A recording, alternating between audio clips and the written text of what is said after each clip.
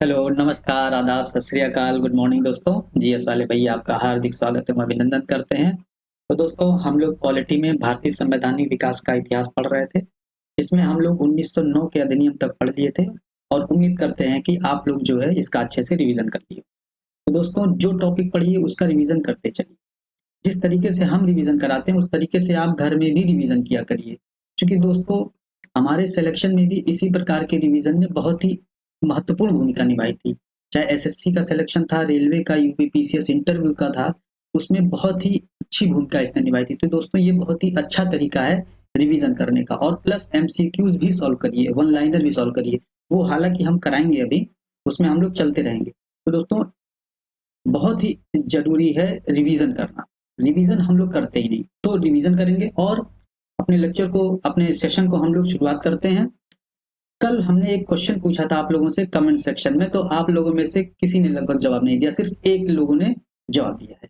तो वो क्वेश्चन था, उसका हम लोग आंसर सुन लेते हैं। क्वेश्चन था कि हमने ये पूछा था कि किस किस अधिनियम के तहत गवर्नर जनरल की कार्यकारी परिषद का विभाजन किया गया। विभाजन किसमें किया गया था? विधायी परिषद और प्रशासनिक परिषद में। तो वो उसका आंसर था 1853 का एक्ट। ठीक, तो हम लोग 1853 के एक्ट में ये चीज देखे थे। तो दोस्तों जो भी क्वेश्चन पूछा करें उसका जवाब जरूर दिया करिए कमेंट में, क्योंकि उससे क्या पता चलता है कि आप लोग कनेक्ट हो पा रहे हैं, हमसे सपोर्ट कर रहे हैं। और प्लस जो है लिखने से क्या होता है, चीजें हमको याद होती हैं। ठीक है, तो आप लोग कमेंट जरूर किया करिए और उसमें लिखा करिए, लिखने से आप लोगों को भी याद होगा। तो दोस्तों समय ना बर्बाद करते हुए हम लोग अपने सेशन को शुरू करते हैं। तो हम लोग 1909 के अधिनियम तक पढ़ लिए थे। अभी पूरा रिवीजन नहीं करेंगे 1909 तक, क्योंकि अभी जैसे जैसे आगे हम लोग पढ़ते जाएंगे पीछे का अपने आप रिवीजन होता जाएगा, क्योंकि आप लोग जानते ही कैसे हम लोग पढ़ाई करते हैं। ठीक, तो अब हम लोगों का सेशन शुरू होता है 1919 के अधिनियम से। ठीक है, पार्ट 3 है ये रेगुलेटिंग एक्ट का। 1919 का अधिनियम, 1935 का, 1947 का अधिनियम पढ़ेंगे। उसके बाद हम लोग 105 क्वेश्चन सॉल्व करेंगे इसी चैप्टर के। 55 क्वेश्चन होंगे ऑब्जेक्टिव और वन लाइनर क्वेश्चन होंगे 50। ठीक है, तो अब हम लोग शुरू करते हैं। तो दोस्तों 1909 के अधिनियम के बाद 1919 का भारत शासन अधिनियम आता है।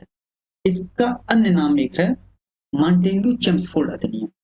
मॉन्टेग्यू चेम्सफोर्ड अधिनियम, जैसा कि चेम्सफोर्ड उस समय भारत के वायसराय थे और मॉन्टेग्यू भारत सचिव थे। ठीक है, तो इसमें कुछ महत्वपूर्ण प्रावधान किया गया था, जैसे कि दो चीजें आपको याद रखनी है। एक, केंद्र में द्विसदनात्मक व्यवस्था और प्रांतों में द्वैध शासन। ठीक है, तो केंद्र में द्विसदनात्मक विधायिका की स्थापना की गई थी। और द्विसदनात्मक विधायिका की स्थापना की गई थी इसमें, जिसमें राज्य परिषद और केंद्रीय विधानसभा थी।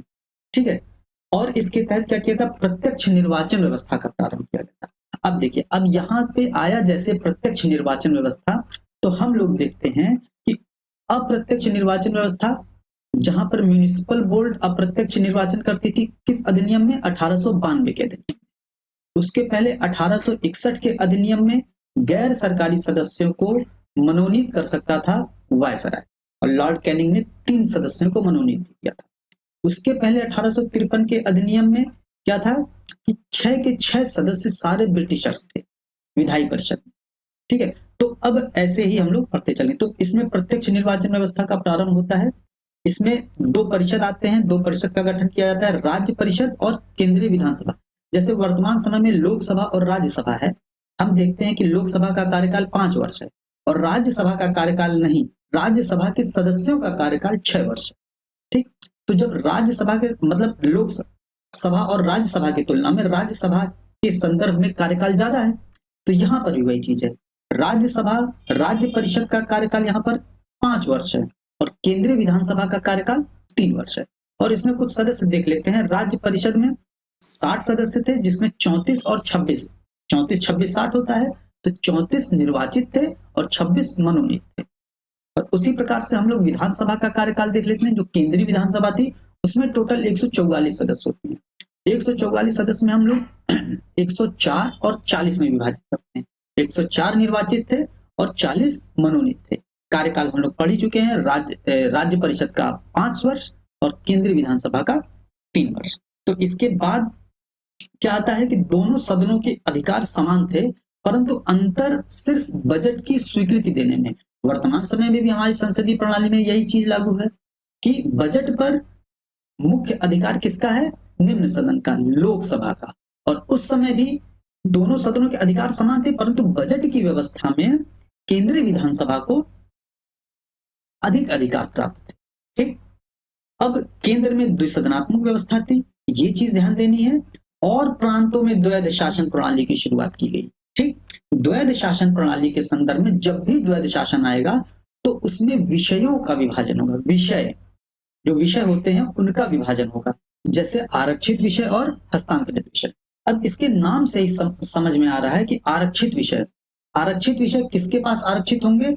वायसराय के पास आरक्षित होंगे। ठीक, और हस्तांतरित विषय भारतीयों को हस्तांतरित किए जाएंगे।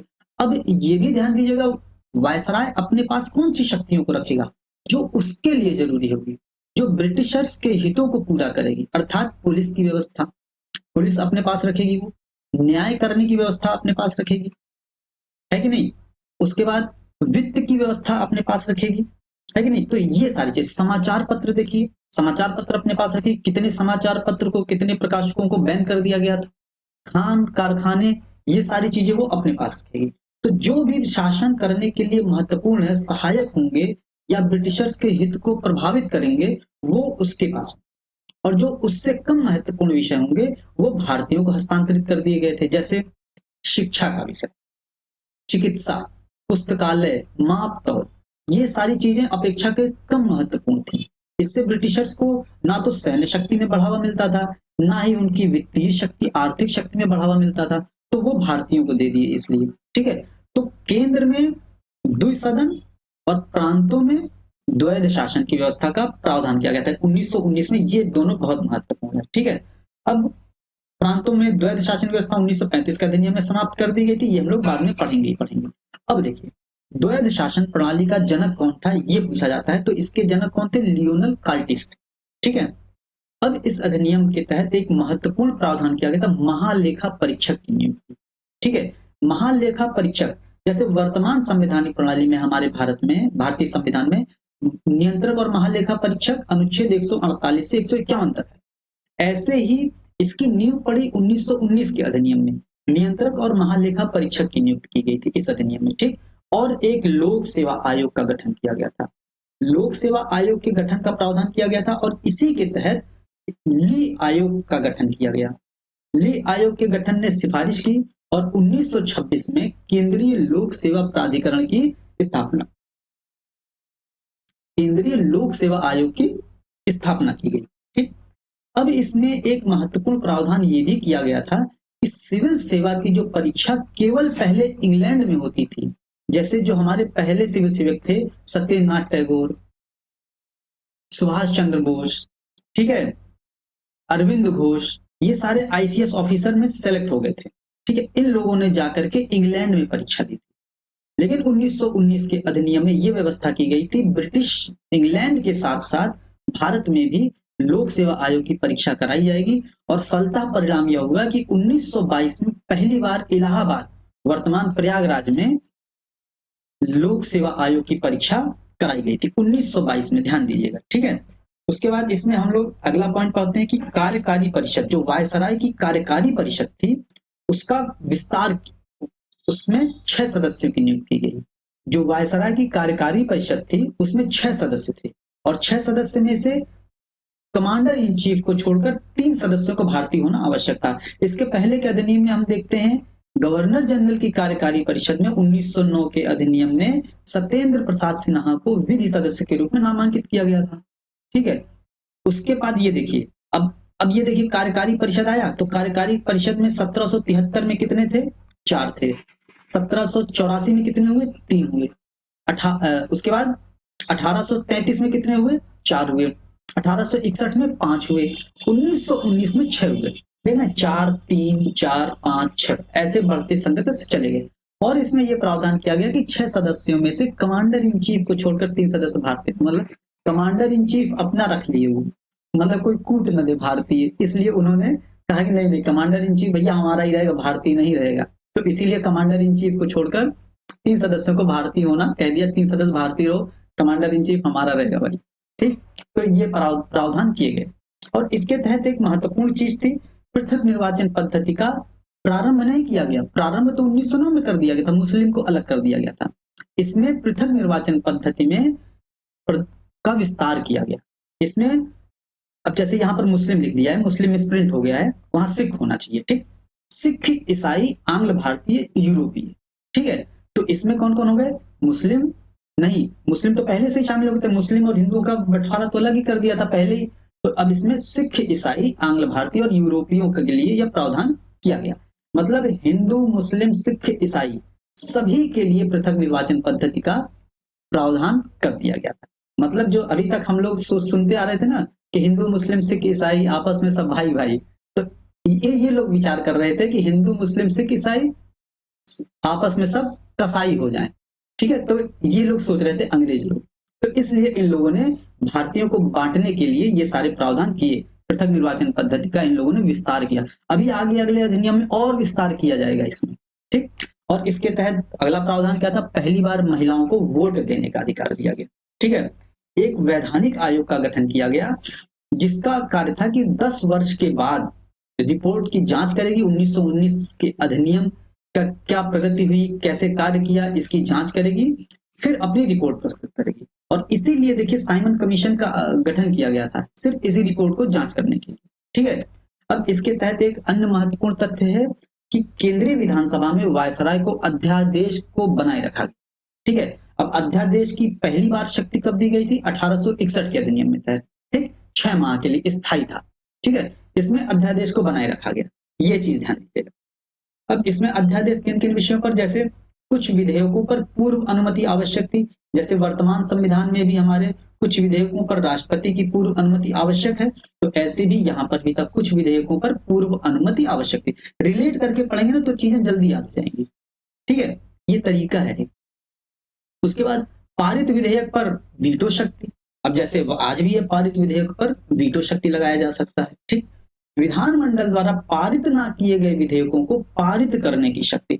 अब मान लीजिए इन लोगों ने इस वजह से ये व्यवस्था की कि मान लीजिए कोई भारतीय हित का विषय हो जो ब्रिटिशर्स के हित को प्रभावित करता हो, ठीक है, दुष्प्रभावित करता हुआ उनके हितों को कम करता हो, तो ऐसा विधेयक तो भारतीय पास नहीं करेंगे, तो वायसराय उसको वीटो लगा करके उस पर अध्यादेश जारी करके उसको पास करवा देगा, ठीक। इस वजह से ये प्रावधान किया गया था। और आपात स्थिति में अध्यादेश अस्थायी समय हेतु जारी किया जाता था। इसमें अस्थायी समय हेतु 1861 के अधिनियम में 6 माह के लिए स्थायी था, इसमें अस्थायी था, ये ध्यान दीजिएगा, शब्दों पर गौर किया कीजिए। और जैसे यहाँ है तुरंत आप पलट के पेज पीछे देख लीजिए कि किसमें था स्थायी, जो भी कंफ्यूजन होगा तुरंत दूर हो जाएगा। पढ़ाई ऐसे ही करिए, ठीक है, तुरंत का तुरंत, कंफ्यूजन साथ साथ पढ़ते चलिए, अच्छे से पढ़िए एक बार और ढंग से पढ़िए, सारा कंफ्यूजन दूर करते चलिए। आगे अभी क्वेश्चन आंसर लगाएंगे तो और कंफ्यूजन सारे दूर हो जाएंगे, ठीक है।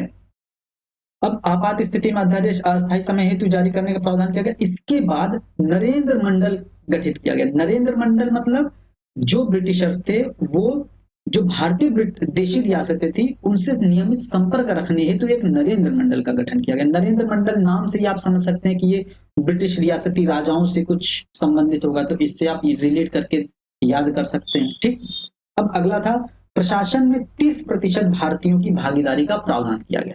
मतलब जो भी प्रशासन होगा, अब देखिए प्रशासन में क्या था, पहले सिविल सेवा की परीक्षा इलाहाबाद में ही कराने का आयोजन किया गया, 22 में हुआ भी, ठीक है। और प्रशासन में 30% भारतीयों को भी शामिल करने का प्रावधान किया गया।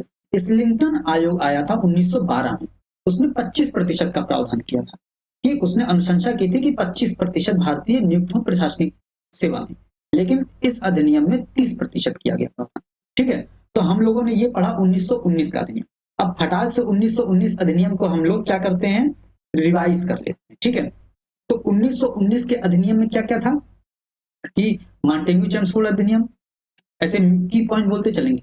केंद्र में द्विसदनात्मक व्यवस्था, राज्यों में प्रांतों में द्वैध शासन की व्यवस्था की गई, महालेखा परीक्षक की नियुक्ति की गई, केंद्रीय लोक सेवा आयोग की नियुक्ति की गई जो ली आयोग की अनुशंसा पर था, ठीक है। महालेखा परीक्षक हो गया और आरक्षित विषय हस्तांतरित विषय हो गए। कार्यकारिणी परिषद में 6 सदस्य, कमांडर इन चीफ को छोड़कर 3 भारतीय होंगे।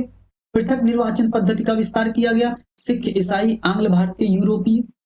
पहली बार महिलाओं को वोट देने का अधिकार दिया गया, अध्यादेश बनाए रखा गया, नरेंद्र मंडल का गठन किया गया और प्रशासन में भारतीयों की 30% भागीदारी निश्चित की गई। कितना समय लगा? 30 सेकंड लगा। ठीक, ऐसे ही रिवीजन करेंगे। अब अगला हम लोग पढ़ते हैं 1935 का अधिनियम। ठीक, 1935 का अधिनियम जो कि बहुत ही महत्वपूर्ण अधिनियम है, इससे क्वेश्चन बहुत पूछे जाते हैं। अब हमको पता, हमने ये देखा था 1919 के अधिनियम में 10 वर्ष के बाद ये प्रावधान किया गया था, एक आयोग गठित होगा और जांच करेगा। तो उसने जांच की, साइमन कमीशन गठित किया गया, उसने जांच की। तो साइमन कमीशन ने जो अपनी रिपोर्ट भेजी 1927-28 में, उसी के आधार पर 1935 का भारत शासन अधिनियम आधारित था। उसमें 1935 के अधिनियम में 321 अनुच्छेद और 10 अनुसूचियां थी। और हम लोग आज अपने संविधान में देखते हैं कि संविधान पर सबसे ज्यादा प्रभाव 1935 का अधिनियम का पड़ा है। 250 अनुच्छेद प्रत्यक्ष या अप्रत्यक्ष रूप से 1935 के अधिनियम से लगभग लिए गए। ठीक है, ये चीज ध्यान दीजिएगा। और इसके तहत एक महत्वपूर्ण बात आती है, अखिल भारतीय संघ का प्रावधान किया गया। एक अखिल भारतीय, पूरे भारत को एक संघ के रूप में निर्माण करने का प्रावधान किया गया था। ठीक है, जिसके तहत प्रांतों में संघ को सम्मिलित करना अनिवार्य किया गया था। अब यहां पर देखिए, आप ब्रिटिशर्स की चालाकी देखिए, प्रावधान तो कर दिया, प्रावधान तो कर दिया, लेकिन इसको क्रियान्वित ना हो, ये सफल ना हो, इसके लिए एक इसमें पेच भी छोड़ दिया। इन्होंने कहा प्रांतों के लिए संघ में सम्मिलित होना तो अनिवार्य होगा, लेकिन देशी रियासतों के पास विकल्प होगा, वो शामिल हो भी सकते हैं और नहीं भी हो सकते। अब देखिए यहां पर दोहरा रवैया देखिए। ठीक है, इसी संदर्भ में भारतेंद्र हरिश्चंद्र की एक पंक्ति है कि भीतर बाहर बाहर सब रस चूसे, भीतर से तनमन धन मुंह से, जाहिर बातन में अति तेज, क्यों सखी साजन नहीं अंग्रेज। मतलब बाहर बाहर से तो बहुत अच्छा दिख रहा है, बहुत अच्छे अच्छे प्रावधान कर रहे हैं, और भीतर भीतर से कुछ ना कुछ ऐसे पेज छोड़ दे रहे हैं जिससे सफल ना हो पाए। ठीक, तो यहां पर हम देखते हैं कि देशी रियासतें सम्मिलित हुई ही नहीं। सम्मिलित कैसे होंगी? कोई भी राजा नहीं चाहेगा कि हमारी शक्तियां बटे। ठीक है, तो वो अखिल भारतीय संघ में शामिल नहीं हुई, और अखिल भारतीय संघ का सपना चूर रहा, चकनाचूर हो गया, हो ही नहीं पाया। अब देखिए प्रांतीय स्वायत्तता देखिए।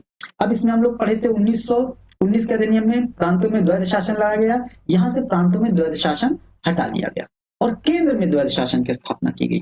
ठीक, प्रांतों में द्वैध शासन हटाकर केंद्र में द्वैध शासन की स्थापना की गई, और 1919 के अधिनियम में केंद्र में द्विसदनात्मक व्यवस्था की शुरुआत की गई थी। तो ये डिफरेंस यहाँ पर ध्यान दीजिएगा। ठीक है, केंद्र में द्वैध शासन की व्यवस्था की गई, इसके तहत क्या किया गया? विषयों का विभाजन। द्वैध शासन का मतलब ही होता है विषयों का विभाजन। तो विषय संघ सूची, समवर्ती सूची, प्रांतीय सूची में बांटे गए।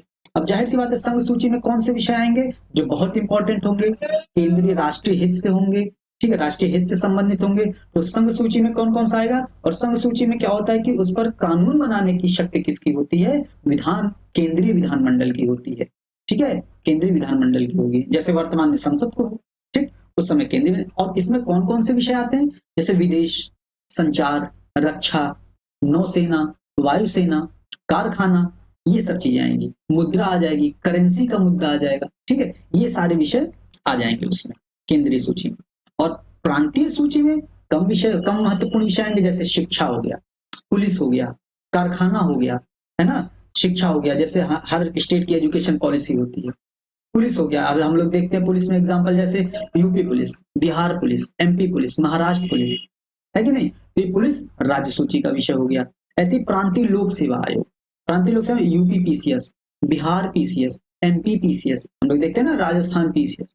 तो ये सब प्रांतीय लोक सेवा आयोग भी प्रांतीय सूची के विषय थे। लेकिन वर्तमान हमारे संविधान में देखिएगा, ध्यान दीजिएगा, शिक्षा समवर्ती सूची का विषय है। इसको 42वें संविधान संशोधन 1976 के द्वारा समवर्ती सूची में जोड़ा गया। पहले राज्य सूची में था, लेकिन इस संशोधन के माध्यम से समवर्ती सूची में इसको शामिल कर दिया गया। ठीक, तो यहां से हो गया। अब प्रांतीय सूची में विषय कानून कौन बना सकता था? प्रांत बना सकती थी। केंद्रीय सूची में केंद्र बना सकती थी।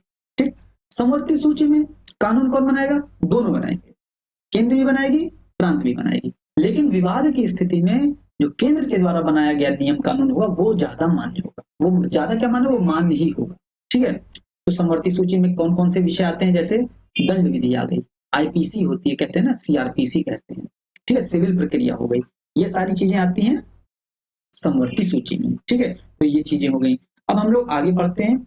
वायसराय द्वारा आपात की घोषणा करने पर प्रांतीय सूची के विषय पर कानून बनाने की शक्ति। आपात की घोषणा आपातकाल के दौरान प्रांतीय सूची के विषय पर केंद्र कानून बना सकती है, मतलब केंद्रीय विधानमंडल कानून बना सकती है। और आज भी वर्तमान भारतीय संविधान में अनुच्छेद 250 यही प्रावधान करता है, ठीक है, कि आपात की स्थिति में केंद्रीय राज्य सूची के विषय पर केंद्र कानून बनाएगी। ठीक। अब दूसरा था, दो प्रांतों के अनुरोध पर या दो से अधिक प्रांतों के अनुरोध पर राज्य सूची के विषय पर केंद्र कानून बनाएगी, इसमें भी ये प्रावधान किया गया। वर्तमान भारतीय संविधान व्यवस्था में भी ये है, अनुच्छेद 252 के तहत ये लिखा गया है। ठीक, तो ये चीज ध्यान दीजिएगा, बहुत सारी चीजें रिलेट हैं। संवर्ती सूची पर संघ, जैसे अभी बता ही दिए, संवर्ती सूची पर कौन कानून बनाएगा, प्रांत बनाएगा, लेकिन विवाद की स्थिति में केंद्र का मान्य होगा। ठीक, ये हो गया। एक संघीय न्यायालय की स्थापना का प्रावधान किया गया 1937 में। 35 के अधिनियम में संघीय न्यायालय की स्थापना का प्रावधान किया गया, जिसका जो है निर्माण 1937 में हुआ। अब यहां से ध्यान दीजिएगा, संघीय न्यायालय और सर्वोच्च न्यायालय में अंतर।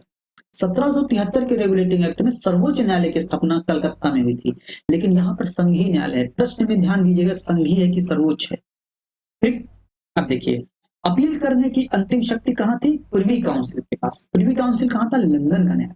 ठीक, वहां पर अपील कर सकते थे। और इसके तहत भारत परिषद का अंत कर दिया गया। भारत परिषद का अंत किया गया, तो भारत परिषद की शुरुआत कब की गई थी, और शुरुआत क्यों की गई थी, शुरुआत की गई थी 1858 अधिनियम के तहत, है कि नहीं, क्योंकि 1857 की क्रांति हुई, board of directors, board of controller को समाप्त कर दिया गया, और फिर भारत परिषद का सृजन हुआ। 8 सदस्य और 7 सदस्य, 8 सरकारी 7 निदेशक मंडल के बाद। ठीक, ये हो गया, भारत परिषद का यहां से अंत कर दिया गया। और सांप्रदायिक निर्वाचन पद्धति का विस्तार किया गया। अब देखिए, सांप्रदायिक निर्वाचन पद्धति का विस्तार किया गया, इसमें दलित जातियां, महिला वर्ग, मजदूर वर्ग, सबके लिए पृथक प्रतिनिधित्व की व्यवस्था की गई। मतलब 1909 में मुसलमानों के लिए पृथक प्रतिनिधित्व, 1919 में सिख, ईसाई, आंग्ल भारतीय, यूरोपियों के लिए, 1935 के अधिनियम में दलित जातियां, मजदूर वर्ग और महिला वर्ग, ठीक, इन सब के लिए पृथक प्रतिनिधित्व का विस्तार किया गया, व्यवस्था की गई। अब देखिए, अब इसके तहत बर्मा को भारत से अलग कर दिया गया, और 1937 में बर्मा एक अलग देश बना, ठीक, अलग राज्य बना। भारतीय रिजर्व बैंक की स्थापना की गई, भारतीय रिजर्व बैंक की स्थापना की गई। उसके बाद मताधिकार का विस्तार किया गया। ठीक है, ये था 1935 का अधिनियम। अब हम लोग 1935 का अधिनियम क्विक रिवीजन करते हैं, ठीक है, जल्दी से। साइमन कमीशन की रिपोर्ट पर आधारित था। ठीक, अखिल भारतीय संघ का प्रावधान किया गया था, प्रांतीय स्वायत्तता दी गई, केंद्र में द्वैध शासन लागू किया गया।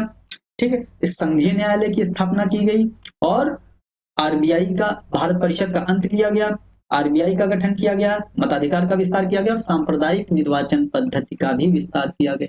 कितना समय लगा, मुश्किल से मुश्किल 10 सेकंड लगे। ठीक, 10 सेकंड में बहुत सारी चीजें, हम लोगों का 10 साल जो है, हमारा 50 साल जो है एकदम से क्योर हो गया, है कि नहीं। तो ऐसे अब आगे बढ़ते हैं। 1947 का भारतीय स्वतंत्रता अधिनियम, चूंकि नाम से ये भारतीय स्वतंत्रता अधिनियम, तो इस भारत को स्वतंत्र कराने के लिए ब्रिटिश संसद में 4 जुलाई को प्रस्ताव पेश किया गया, और 14 दिन बाद 18 जुलाई को पास हुआ। यहां से क्वेश्चन पूछता है कि भारतीय स्वतंत्रता जो अधिनियम था, जो प्रस्ताव था, 4 जुलाई को कहां प्रस्तुत किया गया, भारतीय संविधान सभा में, या किसी केंद्रीय विधानमंडल में, या ब्रिटिश संसद में। तो कहां पे, ब्रिटिश संसद में प्रस्तुत किया गया था। ठीक, ये ध्यान दीजिएगा, यहां से क्वेश्चन पूछ सकता है। ठीक, अब 2 अधिराज्यों की स्थापना का प्रावधान किया गया था, भारत, पाकिस्तान। ठीक है, दोनों अधिराज्यों की एक संविधान सभा होगा। ठीक, और सत्ता का उत्तरदायित्व किसके पास होगा, संविधान सभा को होगा। दोनों अधिराज्यों में एक एक गवर्नर जनरल होंगे, और गवर्नर जनरल की नियुक्ति कौन करेगी, मंत्रिमंडल करेगी। ठीक, गवर्नर जनरल की नियुक्ति कौन करेगी, मंत्रिमंडल करेगी। संविधान सभा का विधानमंडल के रूप में कार्य, इसमें यह प्रावधान किया गया कि जब तक संविधान सभा संविधान का निर्माण नहीं कर लेती, तब तक संविधान सभा विधानमंडल के रूप में कार्य करेगी। मतलब यही जो संविधान सभा बनी थी, जब तक संविधान का निर्माण नहीं हो जाता, ये विधानमंडल के रूप में ही कार्य करती रहेगी। और इसके तहत अन्य प्रावधान क्या था, भारत परिषद, भारत मंत्री पद को समाप्त कर दिया गया। अब देखिए, भारत मंत्री के पद को समाप्त किया गया, तो भारत मंत्री के पद का गठन भी किया गया होगा। कब किया गया था, जब 1857 की क्रांति के बाद सत्ता हस्तांतरित हुई, डायरेक्ट ब्रिटिश संसद आई। जब डायरेक्ट ब्रिटिश संसद आई, तभी तो भारत का मंत्री आया। जो ब्रिटिश विधानमंडल का सदस्य था, ब्रिटिश संसद का सदस्य था, भारत मंत्री जो था। ठीक, तो कब किया गया? 1858 के अधिनियम में भारत मंत्री के पद का सृजन किया गया और 1947 के अधिनियम में भारत मंत्री के पद को समाप्त कर दिया गया। और भारत परिषद गठन तो समान था 1858 के अधिनियम में, लेकिन समाप्ति इसके पहले वाले अधिनियम 1935 के अधिनियम में किया गया। ठीक, ये दोनों में ध्यान दीजिएगा। ठीक है, भारत मंत्री और भारत परिषद गठन तो एक साथ था, लेकिन समापन अलग अलग किया गया। ठीक है, ये चीज पॉइंट करिएगा। अब अगला क्या था इसमें प्रावधान? वही प्रावधान था कि जब तक संविधान नहीं बनाया जाता है तब तक देश की शासन व्यवस्था कैसे चलेगी? 1935 के अधिनियम के तहत। जब तक हमारा संविधान नहीं बन जाता है, देश की शासन व्यवस्था किस अधिनियम के तहत चलती? 1935 के अधिनियम के तहत। और देशी रियासतों को, ब्रिटेन की सर्वोपरिता का अंत कर दिया गया देशी रियासतों पर, और उन्हें भारत या पाकिस्तान में मिलने की स्वतंत्रता भी दे दी गई। ठीक है, तो दोस्तों हम लोग 1935-1947 का भी अधिनियम खत्म कर लिया। रिवीजन करते हैं। 4 जुलाई, 18 जुलाई, और जो है दोनों अधिराज्यों का संविधान सभा, एक गवर्नर जनरल, संविधान सभा विधानमंडल के रूप में कार्य कब तक करेगी? ठीक, और देश का शासन कब तक चलाया जाएगा? 1935 के अधिनियम तक, जब तक अपना संविधान नहीं बना लिया जाता है। ठीक, भारत मंत्री के पद को समाप्त कर लिया गया और देशी रियासतों को भारत या पाकिस्तान में मिलने की छूट दी गई। कितना समय लगा, है कि नहीं? तो इस तरीके से हम लोग एक ही बार में सारा रेगुलेटिंग एक्ट पढ़ लिए हैं और एक ही बार में हम लोग 4-5 बार भी इसका रिवीजन कर लिए हैं। अब आप लोग एक बार फिर से इसको अच्छे से पढ़िएगा, रिवीजन करिएगा। फिर अब हम लोग अगले सेशन में प्रश्नोत्तर के साथ मिलेंगे। इसमें प्रश्नोत्तर देखिए कितने हैं। प्रश्नोत्तर इसमें देखिए, जो ऑब्जेक्टिव है वो 50 क्वेश्चन है।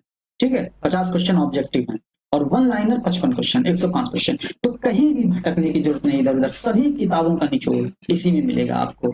1 लाइनर भी मिलेगा, ऑब्जेक्टिव भी मिलेगा, थ्योरी भी मिलेगी, रिवीजन भी मिलेगा इसमें। ठीक है, तो दोस्तों हम लोग अब जो है अगले सेशन में मिलते हैं प्रश्न उत्तर के साथ। जरूर ज्वाइन करिएगा सेशन को, क्योंकि बहुत ही इंपॉर्टेंट सेशन है। हम लोग क्वेश्चन सॉल्व करेंगे, इंपॉर्टेंट क्वेश्चन है, यहाँ से क्वेश्चन जरूर पूछता है एग्जाम में। ठीक है, तो हम लोग मिलते हैं अगली क्लास में। ठीक है, और क्वेश्चन जो भी क्वेश्चन पूछे जाते हैं उसका उत्तर जरूर दिया करिए। ठीक है दोस्तों, अगर पसंद आया तो चैनल को लाइक कीजिए, शेयर कीजिए, सब्सक्राइब कीजिए, कमेंट भी कीजिए। ठीक है, और कोई भी समस्या हो या किसी भी चीज की कोई क्वेश्चन हो तो जरूर कमेंट में पूछा करिए। आपके सपोर्ट के लिए धन्यवाद। जय हिंद, जय भारत।